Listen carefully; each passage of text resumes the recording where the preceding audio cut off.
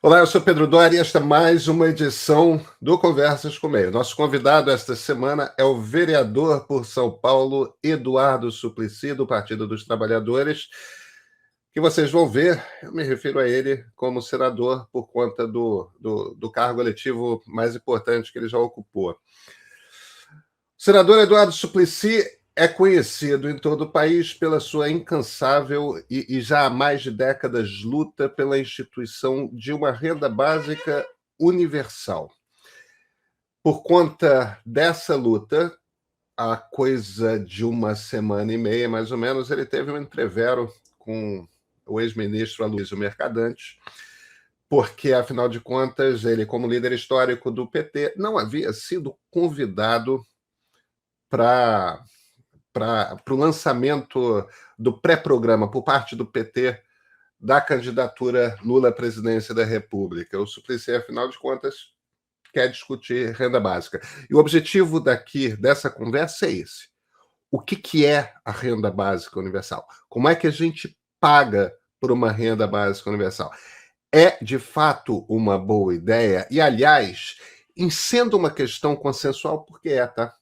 Em sendo uma questão consensual entre liberais e a esquerda, por que ela não é implementada? Onde estão as barreiras?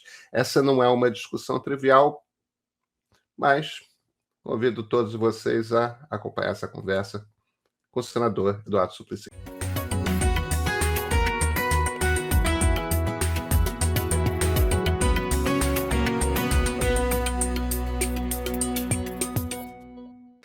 Senador Eduardo Suplicy, muito obrigado por ter aceito o convite para essa conversa. Muito bom dia para vocês e, com o maior prazer, estou pronto para responder às suas perguntas. Senador, eu acho que a gente podia começar com uma descrição de o que é o seu programa de renda básica. O senhor hoje chama ele como renda básica social, renda mínima universal? Como o senhor tem chamado? Como que o senhor vê esse programa hoje, que seria ideal para o Brasil? A Lei 10.835 de 2004, a Lei 10.835 de 2004 institui a renda básica de cidadania, o direito de toda e qualquer pessoa, não importa a sua origem, raça, sexo, idade, condição civil ou mesmo socioeconômica, de participarmos todos da riqueza comum de nossa nação através de uma renda que, na medida do possível, com o progresso do país, será suficiente para atender às necessidades vitais de cada um. Eu, primeiramente, apresentei, quando cheguei no Senado, em abril de 91, um primeiro projeto de garantia de renda mínima através de um imposto de renda negativo. Toda pessoa adulta, se ela não recebesse ao menos 45 mil cruzeiros da época, equivalentes a $150, passaria a ter o direito de receber 50% da diferença entre aquele patamar e o nível de renda da pessoa. Assim, ninguém teria, todos adultos, ninguém teria menos que R$ 22.500 por mês. Isso seria um direito assegurado a todos. Não são R$ 22.500 por mês, são? R$ 22.500 por mês? Cruzeiros da perfeito, perfeito. Então, a proposta recebeu um parecer favorável do senador Maurício Correia, líder do PDT, e propôs que fosse instituída ao longo de 8 anos, primeiro ano 60 anos ou mais, segundo ano 55 anos ou mais, até baixar para todos, e Em 16 de dezembro de 1991, numa formidável audiência de sessão de 4 horas e meia, o projeto foi aprovado praticamente por consenso, só com 3 abstenções. Foi para a Câmara dos Deputados, recebeu o parecer favorável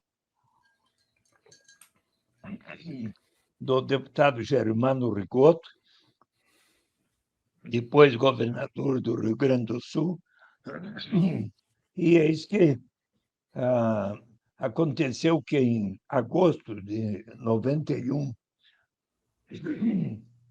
Walter Barelli, que era o professor,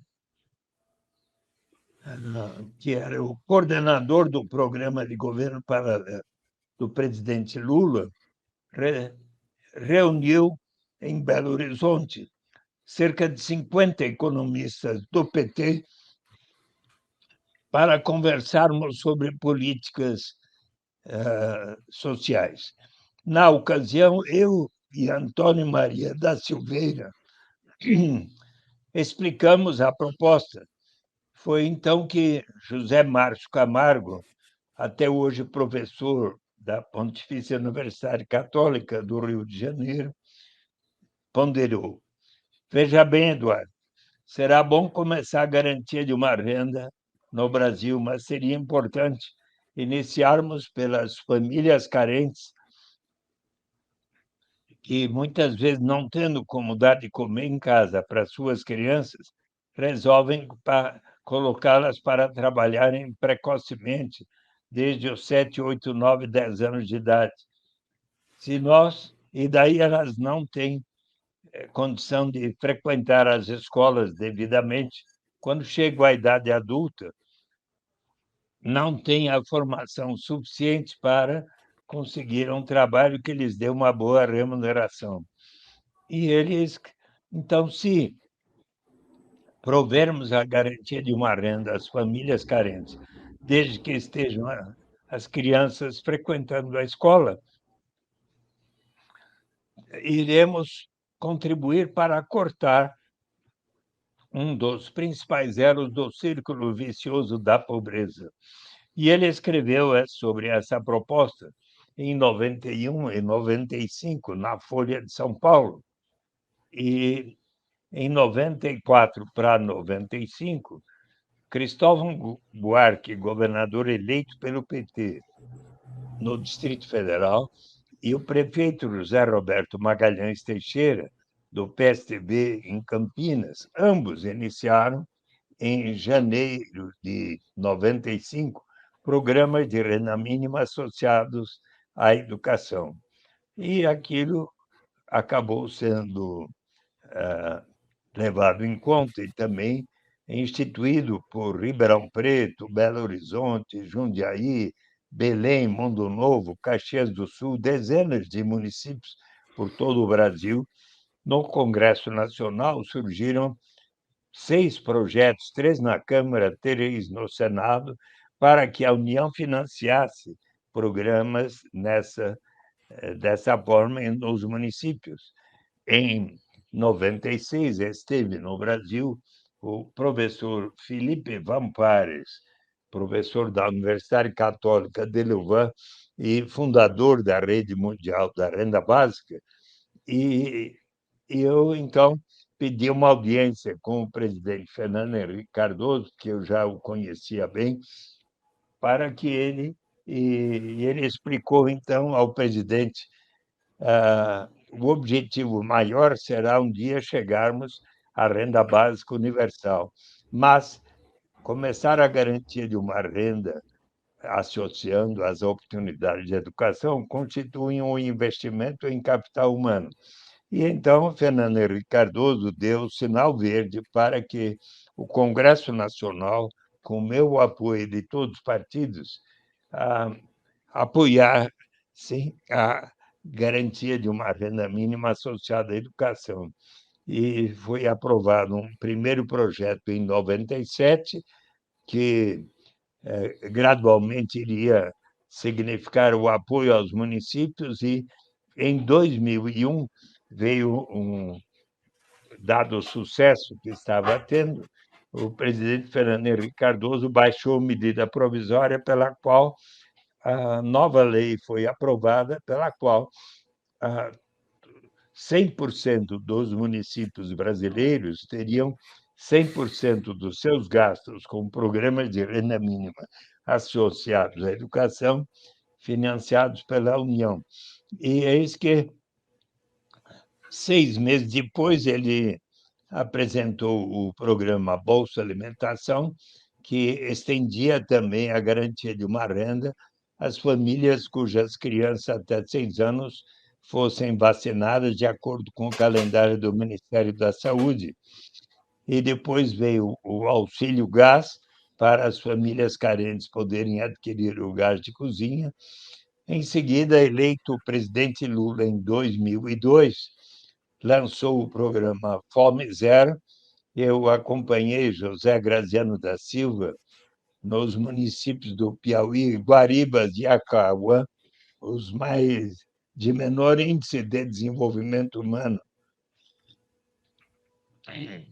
No primeiro semestre de 2003, quando foi instituído o cartão alimentação, R$ 50 por mês para as famílias que eram pobres, mas em outubro de 2003, o presidente Lula, levando em conta a recomendação de sua equipe interministerial, baixou medida provisória pela qual criou o programa Bolsa Família, que unificava e racionalizava os programas Bolsa Escola, Bolsa Alimentação, Auxílio Gás, Cartão Alimentação e, logo depois, também o programa de erradicação do trabalho infantil.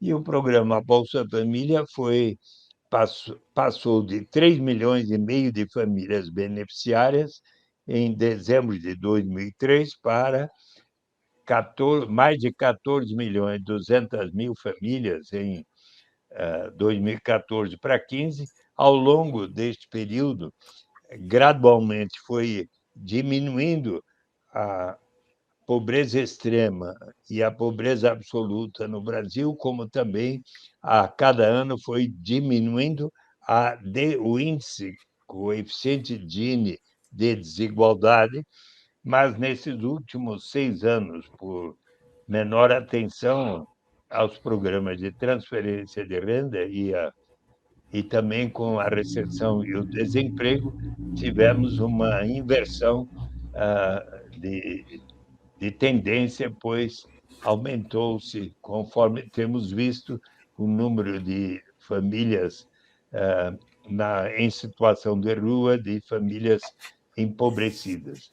Mas, mais e mais, eu, estudando e interagindo com aqueles que estudam o conceito da renda básica universal, eu fiquei persuadido de que, melhor ainda do que a garantia de uma renda através de imposto de renda negativo associado às oportunidades de educação e de saúde, será o dia em que tivermos a renda básica incondicional.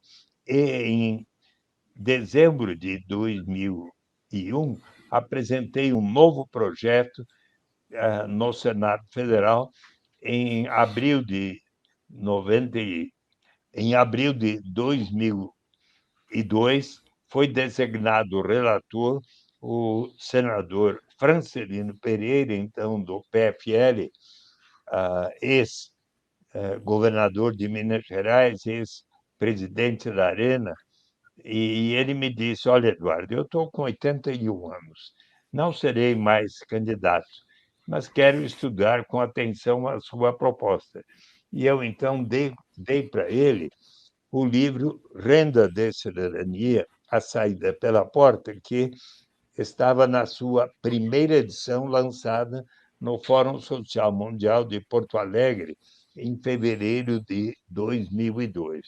Ele estudou o assunto e me disse: Eduardo, é uma boa ideia, mas você precisa torná-la compatível com a lei de responsabilidade fiscal, pela qual, para cada despesa, precisa haver a receita correspondente.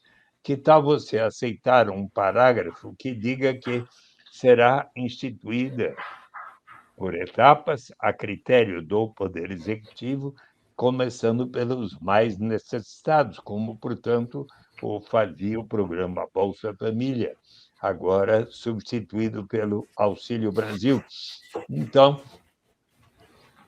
graças a este parágrafo, que eu levei em conta os ensinamentos de um grande prêmio Nobel de Economia, James Edward Mead, que diz que o importante é nós caminharmos na direção daquilo que desejamos para alcançar os objetivos que queremos, porque se nós quisermos atingir tudo simultaneamente, muitas vezes aí vêm as grandes instabilidades políticas, os golpes de Estado, etc.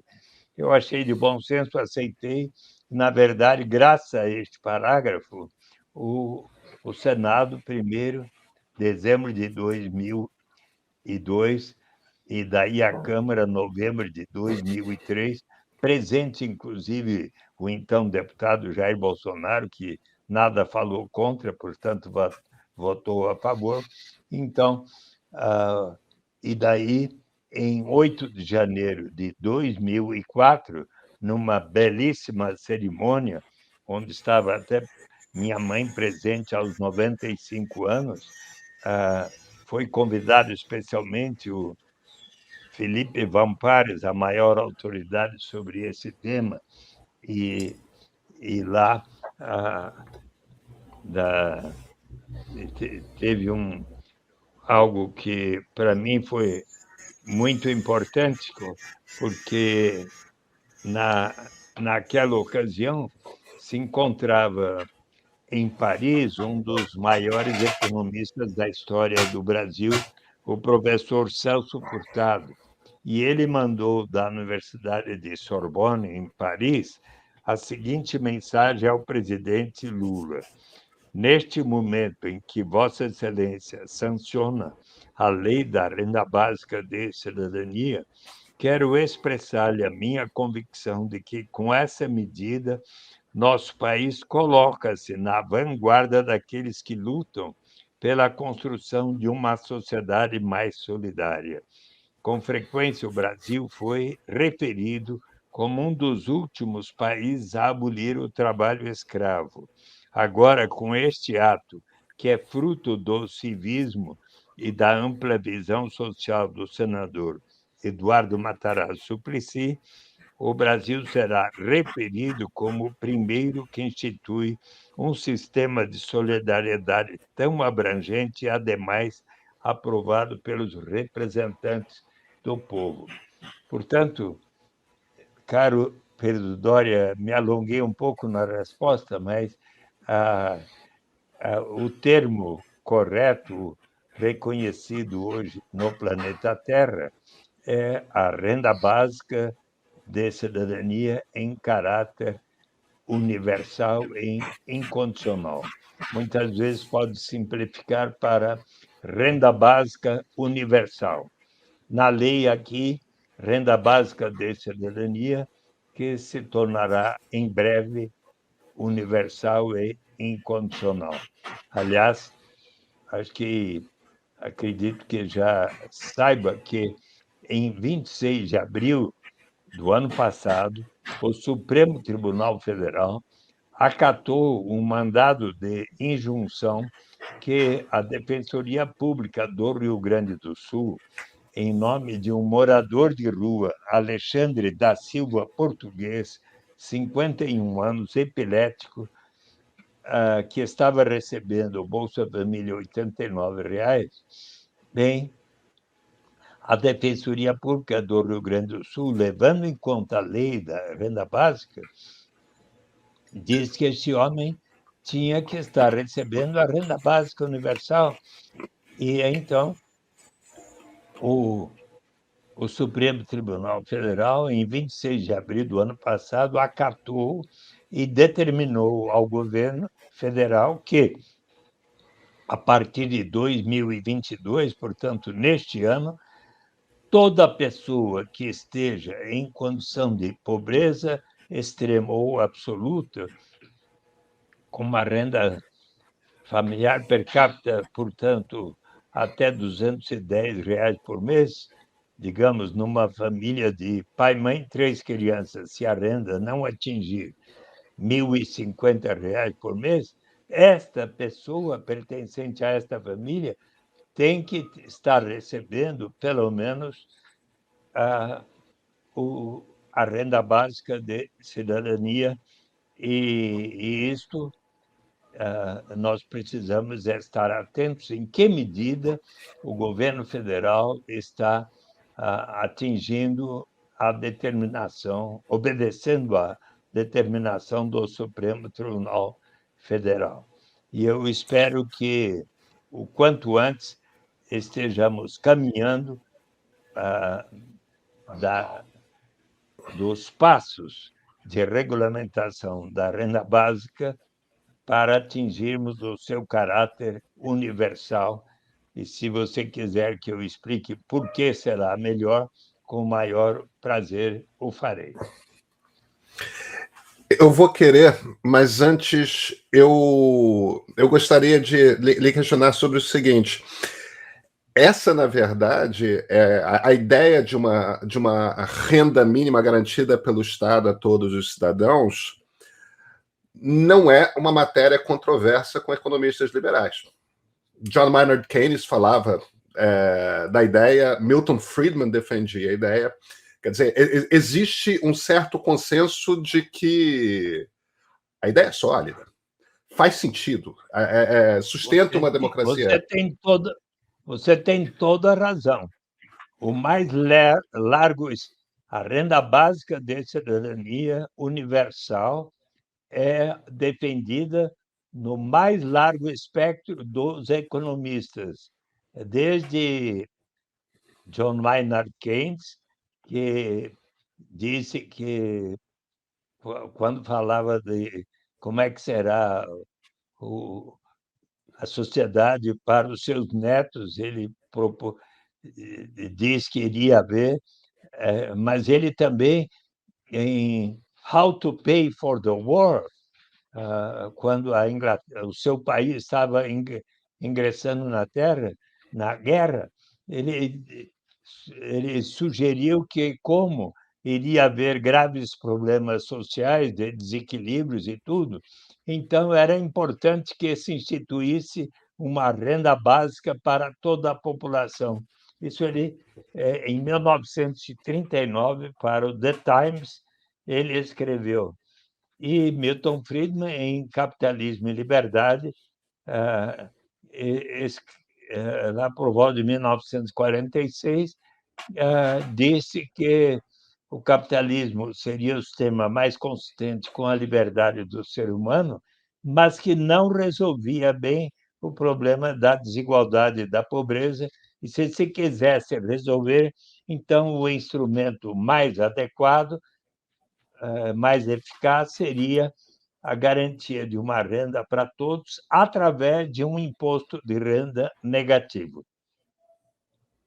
Mas o senhor não gosta da ideia do imposto de renda negativo, né? O senhor vê conceitualmente a ideia da renda mínima de uma forma distinta, não? Eu avalio que será melhor do que o imposto de renda negativo a renda básica universal para todos. E eu recomendo a todos que estão nos ouvindo, e a você, Pedro Doria, que leiam o trabalho Renda Básica, uma proposta radical para uma sociedade livre, uma economia sã, de Philippe Van Parijs e Yannick van der Voort.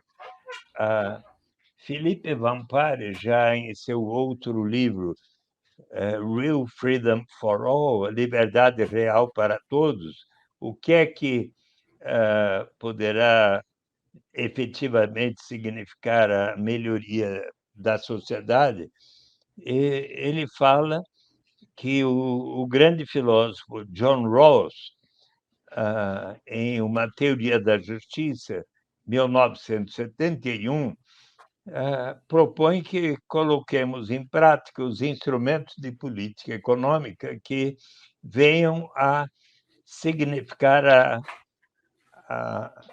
o cumprimento dos princípios de justiça, de igual liberdade, de diferença, de igualdade de oportunidades. De igual liberdade, segundo o qual toda pessoa precisa, na sociedade, cada pessoa precisa ter um conjunto de liberdades básicas fundamentais, digamos, como aquelas que estão nos 39 artigos dos direitos da pessoa humana, da Declaração Universal dos Direitos Humanos, ou até também nos 78 incisos da nossa Constituição, que fala dos direitos dos brasileiros e brasileiras, que precisam ser estendidos a todos na sociedade.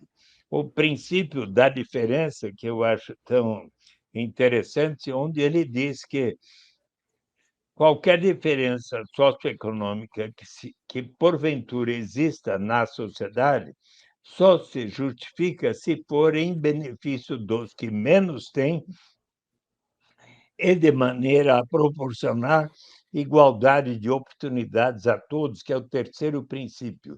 Como ilustrar, Pedro Doria,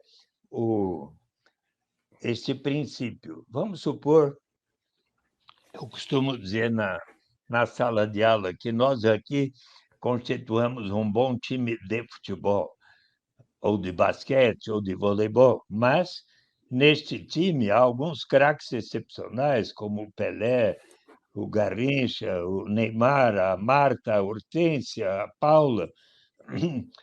E então nós vamos dizer, olha, o nosso objetivo este ano é ganhar o campeonato.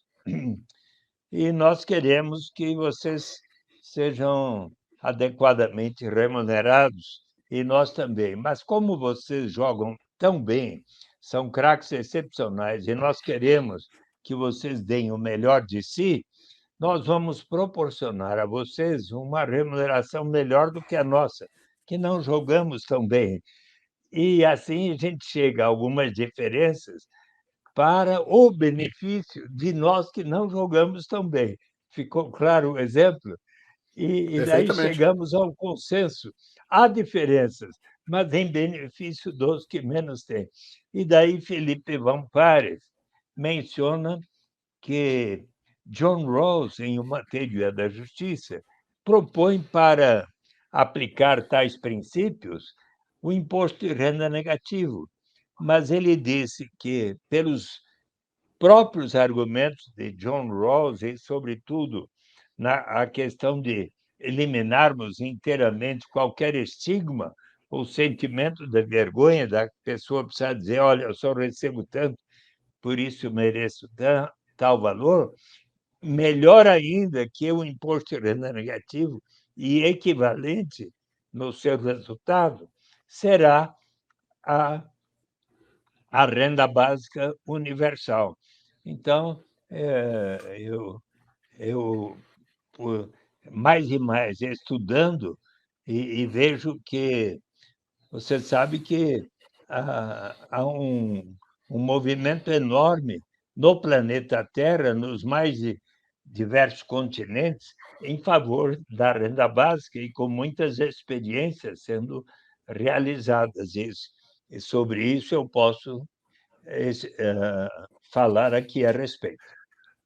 Na verdade, senador, a pergunta que me ocorre é outra. Nós falamos aqui do economista-chefe do Partido Liberal Britânico durante quase meio século, John Maynard Keynes.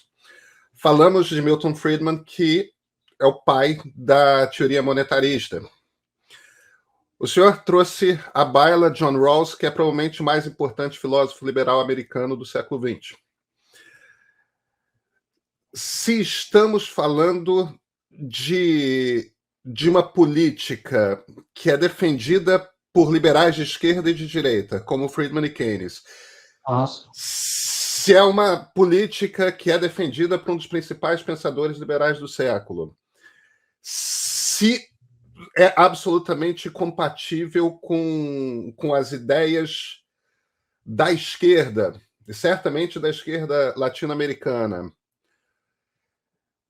Por que, que é tão difícil uma ideia que é consensual ser levada a séria no debate público?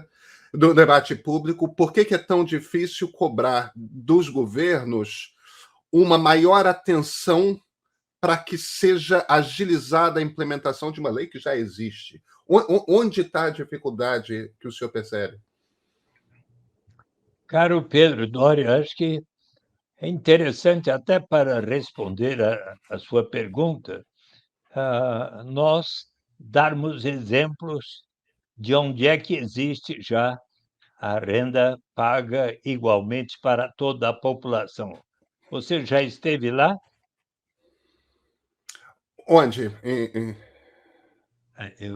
Quando é que você vai poder fazer um programa nesse lugar, explicando? Eu já estive lá por 7 dias e posso contar. Que E lugar é esse, proponho senador? que você faça uma viagem a alguns lugares que eu vou citar, tá bom? O Pois não? primeiro, ah, numa pequena vila de pescadores, como muitas existem no Brasil nos anos 60, o prefeito ali percebeu que de lá saiu uma grande riqueza na forma da pesca, mas boa parte da população ainda era pobre. Então ele disse: vamos criar um imposto de 3% sobre o valor da pesca para instituir um fundo que a todos pertencerá. Mas o imposto contra enorme resistência. Precisou 5 anos para persuadir a comunidade. Uma vez instituída, deu tão certo que 10 anos depois ele se tornou governador eleito do estado do Alasca. Jay Hermond era o nome dele, eu conheci pessoalmente. E o, aconteceu que eh, quando no final dos anos 60, o, no Alasca, na Baía de Prudhoe, ao norte do Alasca, se conheceu enorme reserva petrolífera. Então, e ele ponderou aos seus, então, 300 mil habitantes, hoje mais de 700 mil. Nós precisamos pensar não apenas na geração presente, mas na vindoura. Vamos separar, pelo menos, 25% dos royalties decorrentes da exploração dos recursos naturais para instituir um fundo que a todos pertencerá. E ele quis que todos debatessem e votassem. 76 mil disseram sim, 38 mil não, 2-1 venceu. Então, aqueles recursos passaram a ser investidos no Fundo Permanente do Alasca em títulos de renda fixa, ações de empresas do Alasca, contribuindo para diversificar a sua economia, dos Estados Unidos e internacionais. Pode ver no Alaska Permanent Fund as ações de mais de 200 empresas brasileiras, como Petrobras, Vale do Rio Doce, Itaú, Bradesco, Banco do Brasil e por aí, e empreendimentos imobiliários. E o fundo passou de US$ 1 bilhão no início dos anos 80 para mais de 80 bilhões de dólares hoje. Vamos supor, caro Pedro, que você estivesse residindo no Alasca há um ano ou mais. Única exigência: entre 1º de janeiro e 31 de março, você preencheria um formulário, uma página só. Sou Pedro Doria, resido em tal endereço. Se eu viajei no ano passado por tal qual motivo, estou aqui de volta. Responde por suas crianças até 18 anos, por elas recebe igual para todos. Trabalho aqui na, em tal instituição, não precisa dizer qual a sua remuneração, nem o seu patrimônio acumulado. Poucas perguntas adicionais, duas pessoas que lhe conhecem testemunham essa declaração é verdadeira. Se assim tivesse procedido entre 1º de janeiro e 31 de março, ao final de setembro ou começo de outubro, por transferência eletrônica na sua conta bancária ou por cheque enviado à sua residência, você teria lá recebido primeiro 300, depois 400, 500. Em 2002, em 1998, 2008, quando o preço do petróleo foi lá para cima, o dividendo anual chegou a 3.200 e tantos dólares. Nesses últimos anos, 1.000 a 2.000 dólares por ano, pelo direito de todos partilharem da riqueza comum do estado do Alasca. Consequência, 1980, Alasca, o mais desigual dos 50 estados norte-americanos. Hoje, junto com Utah, com coeficiente Gini 0,42, Alasca é o mais igualitário dos Estados Unidos e constitui suicídio político para qualquer liderança propor o fim desse sistema, até para Sarah Palin, aquela que foi candidata a A vice de John vice-presidente dos McCain. Estados Unidos, republicana, e que foi governadora do Alasca quando se pagou o maior dividendo até hoje. Outro exemplo. Então, estou propondo um roteiro de viagem para o Pedro Doria, tá bom? Em Macau, ex-colônia portuguesa. Então, Macau, você sabe, desde o século XVI se tornou colônia portuguesa, mas quando Mao Tse-tung venceu, ele absorveu as ex-colônias europeias, salvo Hong Kong, que ficou com o Reino Unido por um tempo, e Macau. Em 1979, a República Popular da China fez um acordo com Portugal, pela qual Macau passaria a ser da República Popular da China, todavia com uma legislação autônoma. Os governantes e legisladores de Macau autorizaram a existência de cassinos que tiveram um enorme crescimento, a ponto de Macau ter hoje mais cassinos do que Las Vegas, tão famosa por seus cassinos, recebe 30 milhões de turistas por ano. Em 2006, houve grande tensão social em Macau. Eis que os seus governantes resolveram, então, criar o Wealth Partaking Scheme, um esquema de participação na riqueza de Macau para todos os seus residentes permanentes, que e separaram cerca de 6% da receita dos cassinos, hotéis, restaurantes, etc. E, com isso, passaram a pagar, primeiro, em 2008, 4 mil patacas, depois 7 mil, 8 mil, mais recentemente 10 mil patacas, como que 1.200 e tantos dólares por pessoa por ano. Pai, mãe, 3 crianças, dá 5 pessoas, mais de 6 mil dólares por ano, mais de 500 por mês. E eu estive no Alasca por 7 dias, verifiquei quão bem aceito é a proposta, e também em Macau, em 2016, por 2 dias, a caminho do congresso da Basic Income Earth Network, e verifiquei, entrevistando as pessoas na rua, que era muito bem aceito o sistema. Você sabe que a Finlândia, por 2 anos, fez uma experiência de 2.000 pessoas recebendo uma renda básica que foi considerada positiva, e o diálogo lá a respeito continua. Cidades como Barcelona E nos Estados Unidos, agora, tem notícia que cerca de 50 estudantes estão realizando experiências como a cidade de Stockton, na Califórnia, onde parece que um número X de pessoas estão recebendo uma renda básica para ver os resultados. Aqui no Brasil, você já fez a reportagem sobre a cidade que está experimentando a renda básica, por favor? Não, nunca Você fiz. conhece? Não? Bom, este é um compromisso mais fácil, é o roteiro de viagem que eu estou lhe propondo, tá? Mas eu lhe proponho que você vá visitar a cidade de Maricá, na costa do estado do Rio de Janeiro.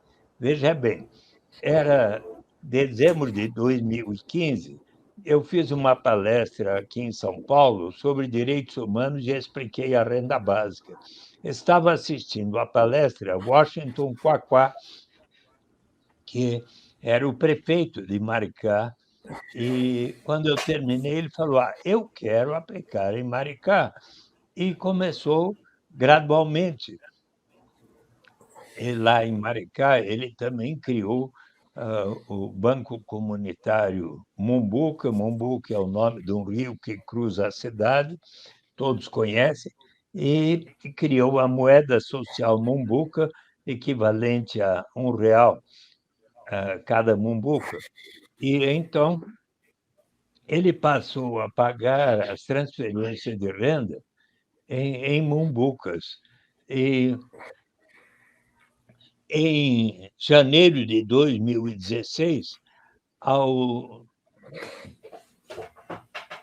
acrescentou ao Bolsa Família 10 Mumbucas por mês.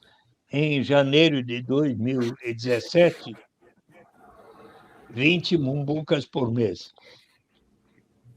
Em dezembro de 2019, todas as pessoas que estavam no cadastro único, portanto, todas as famílias, as pessoas das famílias pertencentes àquelas que recebiam até 3 salários mínimos, correspondendo a 42.500 pessoas, cerca de um quarto dos 167 mil habitantes, passaram a receber primeiro 130 mumbucas por mês, depois foi para 170 durante a pandemia, e recentemente, agora, essas 42.500 pessoas estão recebendo 200 mumbucas ou reais por mês. Até o final do ano, serão cerca de 80 mil pessoas que passarão a receber praticamente metade da população. E já está anunciado que até 2024, quando se encerra o mandato do Fabiano Horta, que é o prefeito do PT que sucedeu Washington Quaquá, que continuou a experiência, e, para você ter uma ideia, foi eleito em 2022 com 88% dos votos. Então, a proposta, o plano deles é para todas as pessoas que residem em Maricá há 3 anos ou mais, todas estarão recebendo, portanto, de maneira universal, a renda básica, que, por enquanto, está em 200 mumbucas ou reais por mês.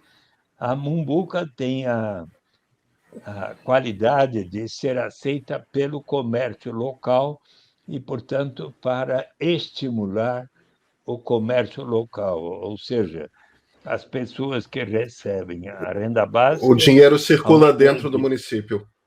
Exatamente, é para estimular, como então o Banco Comunitário Mumbuca, além de proporcionar a administração da renda básica, também faz microempréstimos para, digamos, estimular as atividades de economia solidária, as cooperativas, pequenos ou microempreendimentos e assim por diante. Mas eu também gostaria de lhe informar que, por exemplo, em janeiro de 2019, eu fiz uma visita a, ao Quênia, na África, para acompanhar uma experiência notável de renda básica modesta nas vilas pobres do interior do Quênia, vilas rurais do Quênia. E ali a instituição Give Directly, formada por 4 formandos das universidades de Harvard e do MIT, que criaram uma instituição para combater a pobreza e ganharam um prêmio de 2,5 milhões da Google, também mais 25 milhões de dólares das empresas do Vale do Silício, mais contribuições voluntárias, juntaram 30 milhões de dólares para realizar no Quênia notável experiência de renda básica.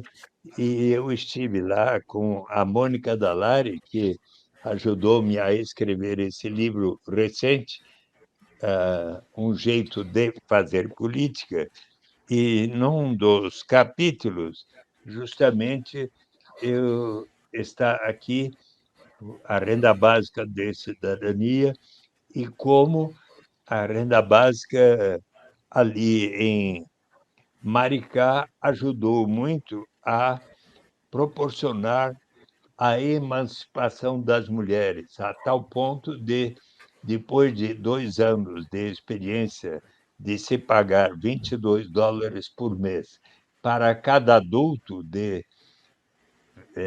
18 anos ou mais, aconteceu que a violência doméstica contra as mulheres diminuiu em 51%. Então, algo muito positivo. Senador, o senhor me perdoa interrompê-lo, Pois não. mas o senhor me deu bons exemplos de aplicação da ideia. O senhor não me explicou onde está a resistência. Se é consensual, Obviamente, se quando é aplicado sempre dá certo, a sim. resistência está onde? Então, para implementá-la, obviamente, nós teremos que levantar os recursos suficientes para fazê-lo. Será possível? É claro que o orçamento, por exemplo, do Bolsa Família no ano passado era em torno de 40 bilhões de reais. Será possível aumentar para pagar uma renda básica de cidadania de algo como, digamos que fosse R$ 200 por mês, que por pessoa de qualquer idade, pai, mãe, 3 crianças, isso significaria R$ 1.000, já próximo, digamos, do valor do salário mínimo, e então isso vai custar um bocado. Será possível?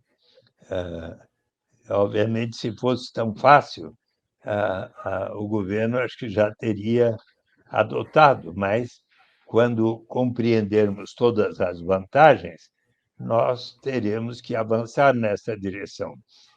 E a lei diz que será instituída por etapas. E como será viável? Alguns estudos de economistas do IPEA, por exemplo, como Pedro Herculano e outros, que mostraram, fizeram em 2011 um estudo sobre o Bolsa Família, o salário família e o desconto do imposto de renda proporcionado para aquelas pessoas de maior renda por dependente. Verificaram nesse estudo que esse último programa de transferência de renda, paga aos que têm mais, é de maior valor do que o Bolsa Família. E também verificaram que se somasse o valor desses três programas, seria possível criar uma renda básica infantil e, quem sabe, até para os adolescentes, de forma universal. Também outro estudo de Bernard Tapie e mais 4 economistas sobre o benefício da prestação continuada e outras formas de transferência de renda, mostrou que seria viável se pensar na substituir o benefício da prestação continuada e outras transferências de renda para se instituir uma renda básica universal para os idosos. Estou mencionando primeiro para as crianças e depois para os idosos. Depois temos e para as demais habitantes. Bom, pensemos um pouco. Olha, se você ver o discurso de posse de Paulo Guedes, a certa altura ele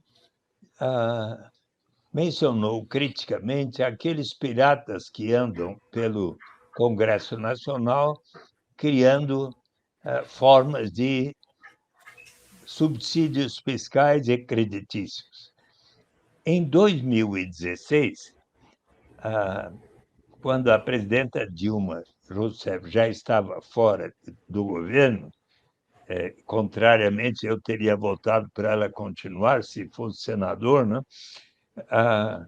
Eis que, um dia, visitando a Organização Mundial do Comércio, em Genebra, alguns jornalistas lhe perguntaram: a senhora cometeu algum erro durante o seu governo? Sim, um erro grave. Eu pensei que, proporcionando incentivos fiscais e creditícios aos empresários, eles iriam realizar mais investimentos e proporcionar mais empregos, mas acontece que eles acabaram absorvendo aqueles incentivos na forma de lucros. Então, existe uma instituição do Senado, o IFE, que a cada ano faz a estimativa dos incentivos fiscais e creditícios. Para este ano, é da ordem de 371 bilhões de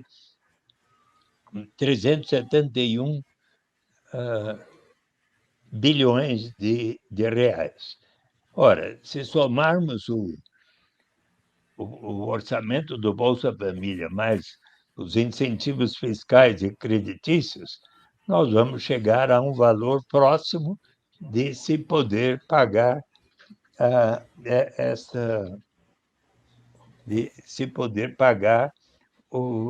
renda básica universal para todos, mesmo que num valor modesto, mas que gradualmente. E eu gostaria de ainda acrescentar o seguinte: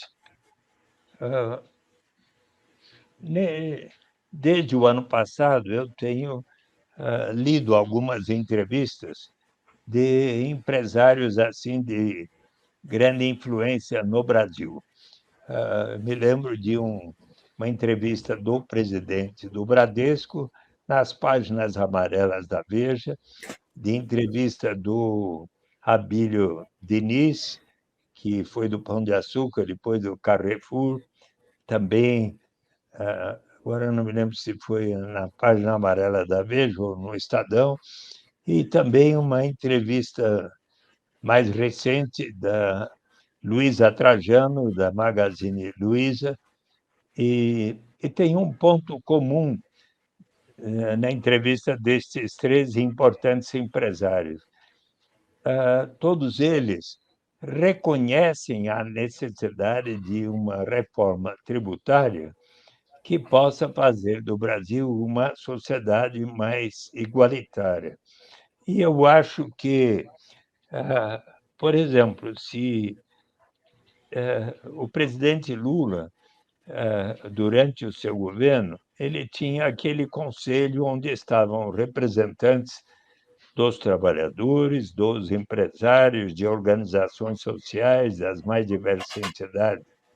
E eu acredito que ele possa realizar reuniões onde, de forma bastante democrática e possivelmente até chegar a um consenso, pode, digamos, iniciar uma reforma tributária que venha a proporcionar possibilidades de se financiar uma renda básica de cidadania. É claro, portanto, prezado Pedro Doria, que nós precisamos persuadir as pessoas, persuadir a sociedade, mas com bom senso e mostrando que, inclusive para aquelas pessoas que têm maior riqueza, se nós proporcionarmos, digamos, a tantas pessoas que hoje estão nas ruas de São Paulo e de outras cidades brasileiras, em número crescente, em situação de rua, se, inclusive, para aquelas lá da Cracolândia, que trata-se de um problema bastante difícil de ser resolvido, mas na medida em que estas pessoas venham a ter uma melhor condição de sobrevivência, acredito firmemente que a, a criminalidade no Brasil, por exemplo, irá baixar. Você Claro. sabe que. Senador, me permita lhe fazer uma provocação. Claro. Eu compreendo que uma reforma tributária é mais do que tributária é mais do que necessária, que de fato precisamos cobrar mais impostos de quem tem mais e menos de quem tem menos. Isso é claro no Brasil, até porque o nosso código tributário é complexo e parece às vezes complexo, feito de forma que quem tem contadores e advogados bons consegue burlar, né? Então, temos essas várias dificuldades estruturais na sociedade.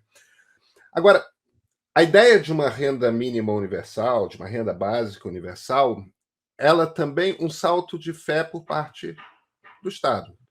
No seguinte sentido, eu vou confiar que se eu puder, que é melhor eu botar dinheiro na mão das pessoas e cada pessoa individualmente saberá gastar esse dinheiro melhor do que eu, Estado, decidir como fazer esse investimento. Não estou dizendo que o Estado deva sair de educação, não estou dizendo que ele deva sair de segurança, de saúde, de nada disso. Mas existe um aspecto filosófico aí nessa ideia que é, olha, mas parte do dinheiro que o Estado levanta é melhor gasto dando direto esse dinheiro para as pessoas do que o Estado todo-poderoso com minha estrutura decidindo como esse dinheiro vai ser gasto. Será que parte dos recursos para financiar uma renda mínima universal não poderia vir de uma estatalzinha menos, de um Estado que decida fazer um pouco menos para distribuir um pouco mais? Será que esse não é um caminho que acelera a diminuição da desigualdade no Brasil, que é brutal?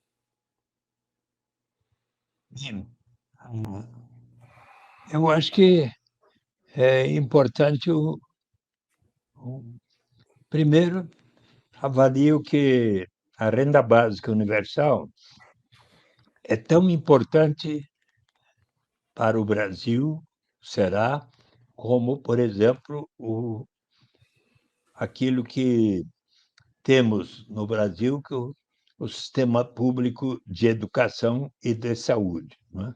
Então, Não estou acho que sobre sugerindo isso mexer neles, não, tá? é, estamos de acordo que foi uma decisão muito importante da Constituinte Claro, criar o Sistema Único de claro, Saúde e, claro. neste tempo de pandemia, se mostrou extremamente importante e também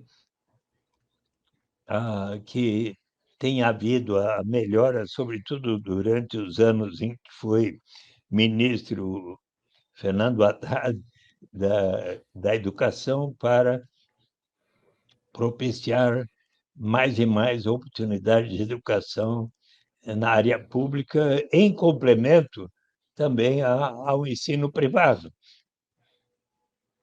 E agora nós precisamos pensar efetivamente em quais são aqueles instrumentos de política econômica que venham a propiciar um maior grau de justiça na sociedade que hoje está tão desigual. Portanto, as boas oportunidades de educação, de atendimento à saúde, o estímulo às formas de economia solidária, das cooperativas, também o estímulo ao microcrédito à luz dos ensinamentos de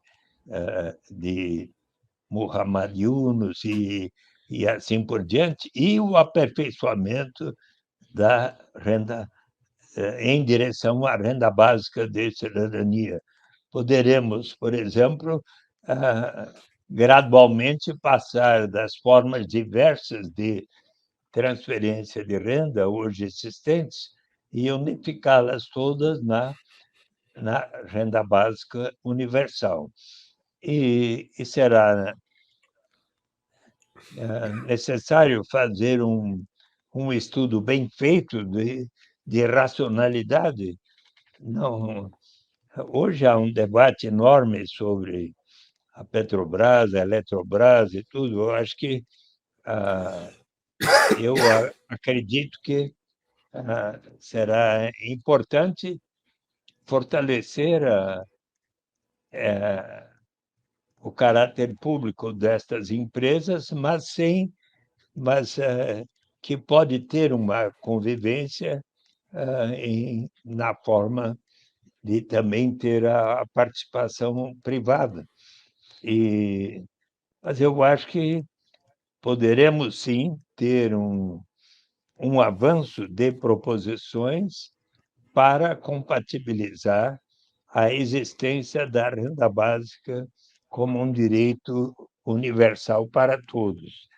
Acho que será importante, prezado Pedro Doria, que venhamos a falar sobre por que a renda básica universal será tão importante, quais são as suas vantagens que a tornam hoje uma proposta cada vez mais defendida por pessoas,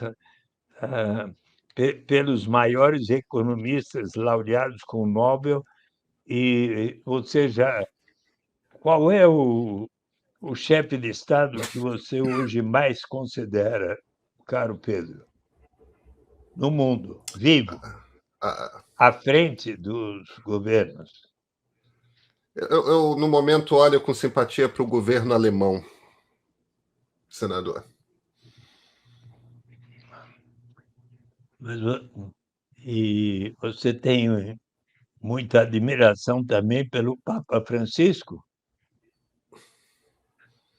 Acho uma pessoa interessante, certamente está modernizando a igreja. Eu não sou uma pessoa religiosa, então presto menos atenção, mas certamente é um modernizador da igreja. Eu olho com simpatia para ele.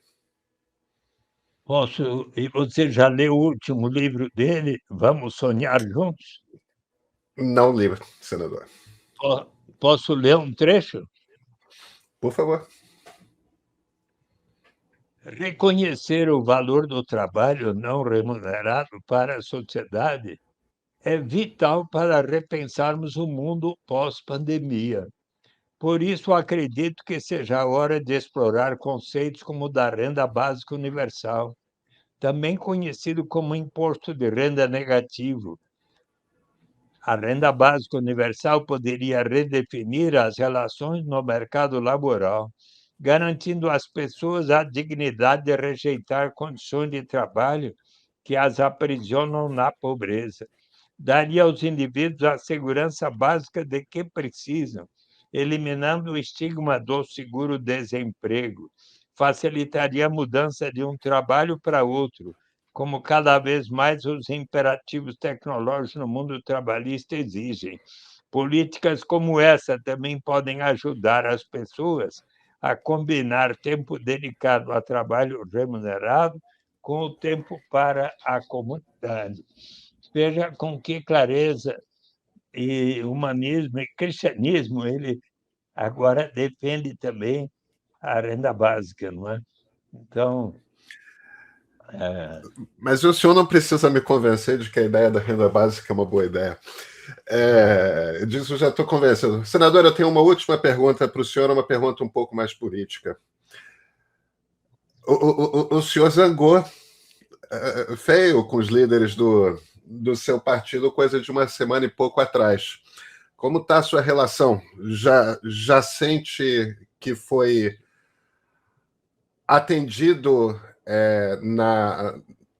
nos debates que o senhor cobrava a participação ali do comando do partido?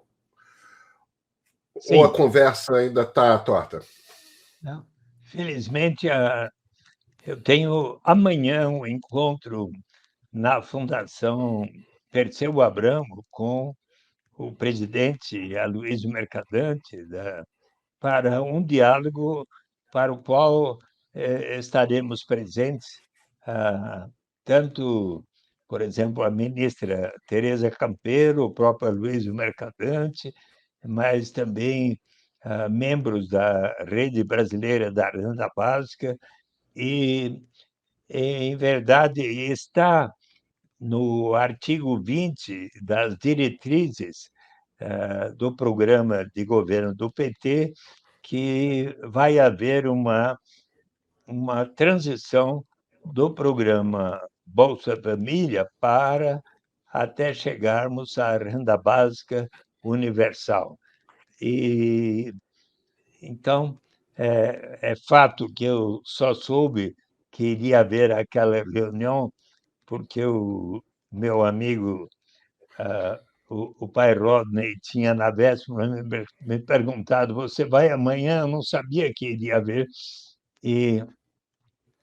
Mas os meus colegas vereadores, 8 do PT, também não foram convidados, mas eu fiquei um tanto preocupado, porque eu sou uma das pessoas que tenho tido o maior interesse em contribuir para as diretrizes do programa de Lula, e também posso lhe dizer que, olha,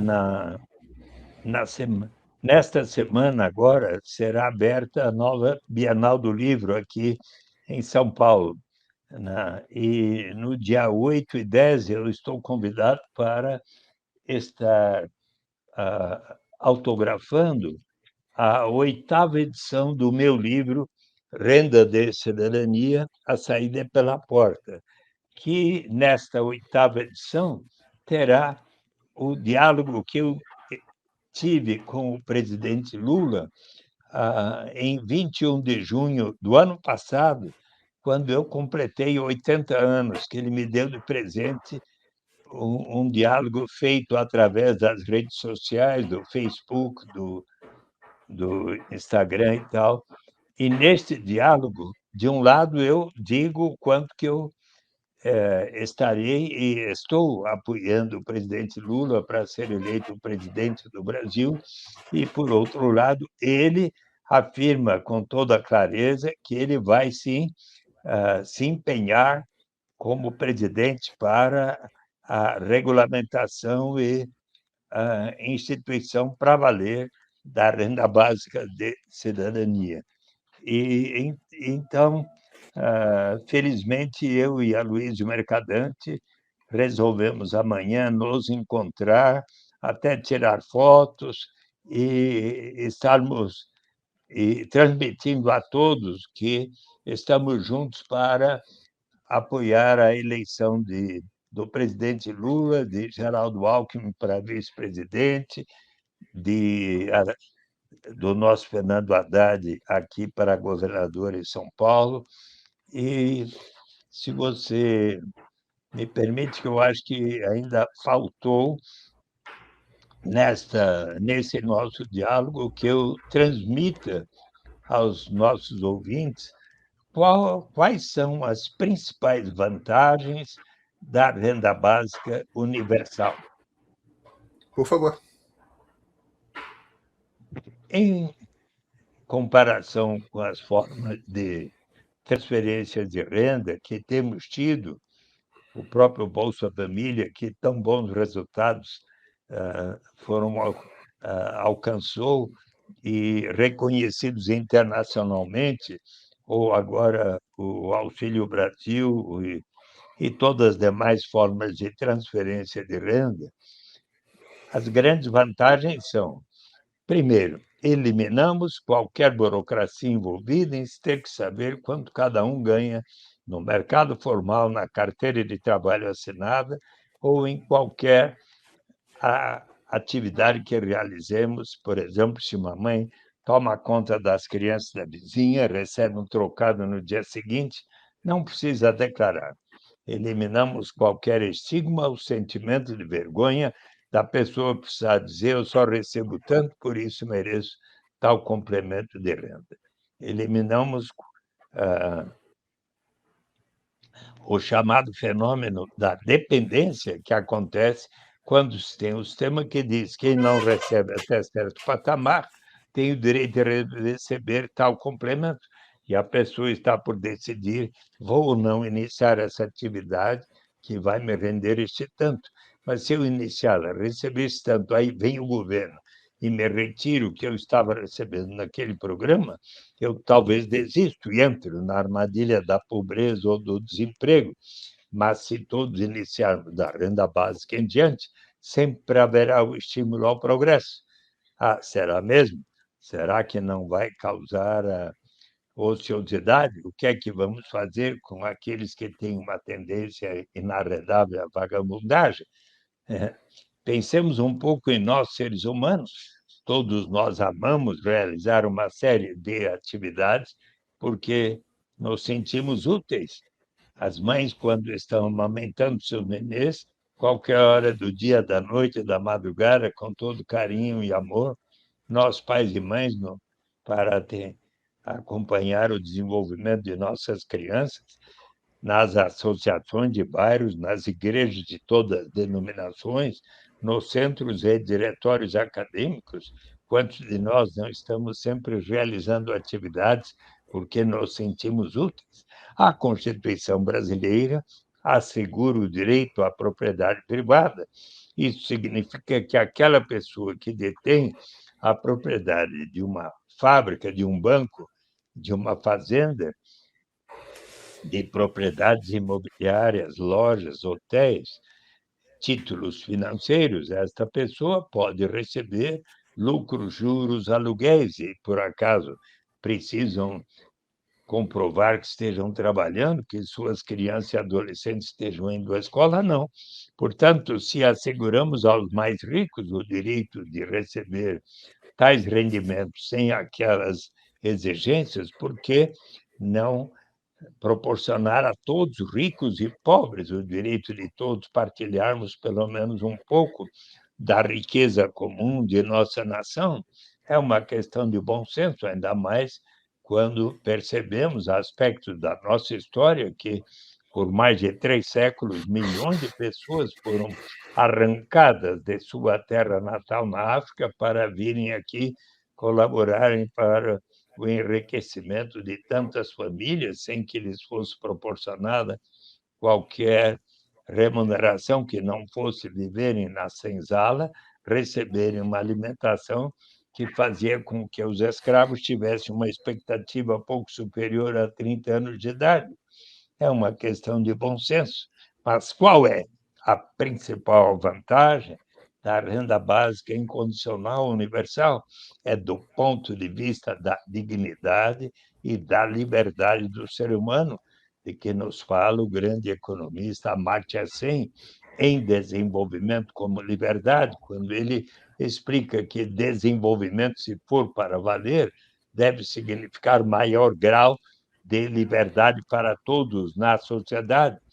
Ele exemplifica com a, o que aconteceu quando ele era menino. Seu pai era um bom professor, moravam em Dhaka, antes era Índia, agora capital de Bangladesh.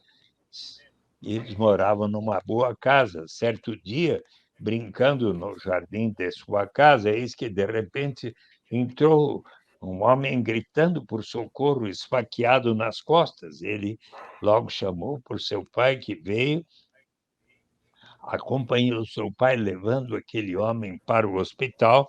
No caminho, este homem disse: Olha, bem que minha mulher tinha me avisado para não vir a este lugar tão perigoso, caracterizado por lutas étnicas, mas eu não tive outra alternativa senão de aqui, nesta região, encontrar um trabalho que pudesse dar o sustento da minha família.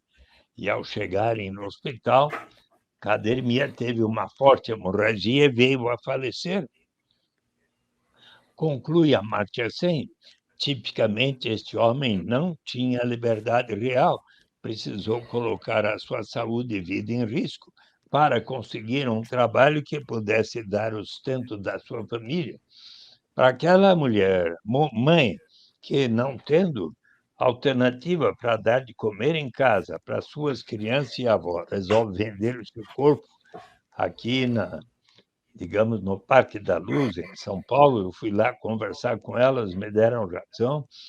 Ou para aquele rapaz que, não tendo como auxiliar no orçamento da sua família, resolve se tornar o aviãozinho da quadrilha de narcotraficantes, como o personagem do meu amigo Mano Brown, dos Racionais MC, o Homem na Estrada, que recomeça a sua vida, a sua dignidade, a sua liberdade, que foi perdida, subtraída, quer mostrar a si mesmo que realmente mudou, que se recuperou, quer viver em paz e dizer ao crime nunca mais. O dia que houver para si, cada membro da sua família, uma renda suficiente para atender às suas necessidades vitais, esta pessoa vai ganhar o direito de dizer: não, agora eu não preciso aceitar essa única alternativa que me surge pela frente, mas que vai ferir a minha dignidade, colocar minha saúde e vida em risco. Agora vou poder aguardar um tempo, graças à renda básica, para mim e cada membro da família, até que surja uma oportunidade. Quem sabe eu possa fazer um curso aqui numa instituição, numa cidade, quem sabe fazer um curso com o professor Pedro Doria, até que surja uma oportunidade mais de acordo com a minha vontade e minha vocação. É nesse sentido, caro Pedro, que a renda básica de cidadania vai elevar o grau de dignidade e liberdade real para todos. E por isso que eu acredito tanto nessa proposta e tenho procurado combinar com Deus que ele possa me dar a boa saúde para ver implementada a renda básica de cidadania. E, em sendo você uma pessoa que parece que está concordando com ela, eu agradeço muito o seu apoio para que, mais depressa ainda, ela venha a acontecer pioneiramente no Brasil. Tá bom? Senador Eduardo Suplicy, muito obrigado pela conversa. Muitíssimo obrigado. Agradeço muito a sua atenção. Estou sempre à disposição.